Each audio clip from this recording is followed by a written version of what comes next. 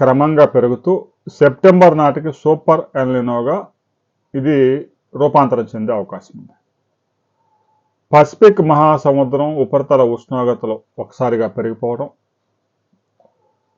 సముద్ర జలాల్లో 2 డిగ్రీల టెంపరేచర్స్ పెరిగిపోవడంతో ఉపరితల ఉష్ణోగ్రతలు సముద్ర జలాల టెంపరేచర్స్ మధ్య వచ్చిన వేరియేషన్తో ఈ ఎల్నినో ఏర్పడుతూ ఉంటుంది. ఇది క్రమంగా పెరుగుతూ సెప్టెంబర్ నాటికి ఇది తీవ్ర ప్రభావం చూపే అవకాశం ఉంది. ఇప్పటికే దీని ప్రభావంతో కొన్ని ప్రాంతాల్లో కుండపోత వర్షాలు, మరికొన్ని ప్రాంతాల్లో తీవ్రమైన కరువు పరిస్థితులు నెలకొన్నాయి. వర్షం పడిన దగ్గర ఒకే రోజు 20 సెంటీమీటర్ల వర్షపాతం నమోదవుతా ఉంది. ముంబైలో మనం చూసాం, మునిగిపోయింది.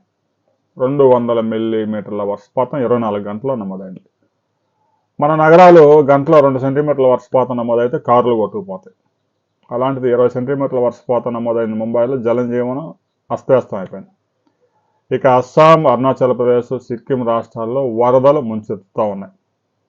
రాబోయే వారం రోజుల్లో కూడా ఉత్తరాది రాష్ట్రాల్లో కుండపోత వర్షాలు నమోదయ్యే అవకాశం ఉంది. ఒక మేఘాల దండు హిమాలయ ప్రాంతాల నుంచి వాయువ్య బంగాళాఖాతం దాకా 1500 కిలోమీటర్లు ఆవరించి ఉంది అనే విషయాన్ని శాటిలైట్ పిక్చర్స్ స్పష్టంగా చెప్తా ఉన్నాయి. అయితే ఇప్పటికే కొన్ని రాష్ట్రాల్లో 50% పైగా లోటు వర్షపాతం నమోదైంది. ముఖ్యంగా దక్షిణ భారతదేశంలో కొంత ఆశాజనకంగా ఉంది. కేవలం ఒక 40% మాత్రమే లోటు వర్షపాతం నమోదైంది. ఏదైతే 99.5% సగటు వర్షపాతంలో 94 దాకా నమోదయ్యే అవకాశం ఉందని చెప్తా ఉన్నారు. కానీ కొన్ని ప్రాంతాల్లో అతి భారీ వర్షాలు, కొన్ని ప్రాంతాల్లో కరువు నెలకొనే అవకాశం ఉంది. ఇక ప్రపంచవ్యాప్తంగా సూపర్ ఎల్నినో ప్రభావం రోజు రోజుకు పెరుగుతూ సెప్టెంబర్ నాటికి ఇది తీవ్రతరం అయ్యే అవకాశం ఉంది. అయితే జూలైలో మాత్రం కొంత వర్షపాతం భారతదేశానికి అనుకూలించే అవకాశం స్పష్టంగా కనిపిస్తూ ఉంది. జూన్లో 40% దక్షిణాది రాష్ట్రాల్లో లోటు వర్షపాతం నమోదైంది. మహారాష్ట్రలో 60%, గుజరాత్లో 86% లోటు వర్షపాతం నమోదైంది. మధ్యప్రదేశ్లో 52%, ఇక ఉత్తరప్రదేశ్, బీహార్లో కూడా లోటు వర్షపాతం నమోదైంది. అయితే జూలైలో వాతావరణం అనుకూలిస్తూ ఉంది, వర్షాలు నమోదవుతున్నాయి. ఋతుపవనాలు ఇప్పటికే రాజస్థాన్ దాకా విస్తరించాయి. పంజాబ్, హర్యానా, ఉత్తరప్రదేశ్, ఢిల్లీ, బీహారు అన్ని రాష్ట్రాలకి ఋతుపవనాలు విస్తరించాయి. రాబోయే 3 రోజుల్లో దేశవ్యాప్తంగా భారీ వర్షాలు, అతి భారీ వర్షాలు నమోదయ్యే అవకాశం ఉంది. ఆంధ్రప్రదేశ్లో కూడా అల్పపీడన ప్రభావంతో కోస్తా జిల్లాల్లో పెనుగాలులు, పిడుగులతో కూడిన వర్షాలు పడే అవకాశం ఉంది. తెలంగాణలో కూడా ఉత్తర తెలంగాణలో కొంచెం వర్షాలు ఆశాజనకంగా ఉన్నాయి. దక్షిణ తెలంగాణలో కొంచెం తీవ్రమైన కరువు పరిస్థితులు నెలకొన్నాయి.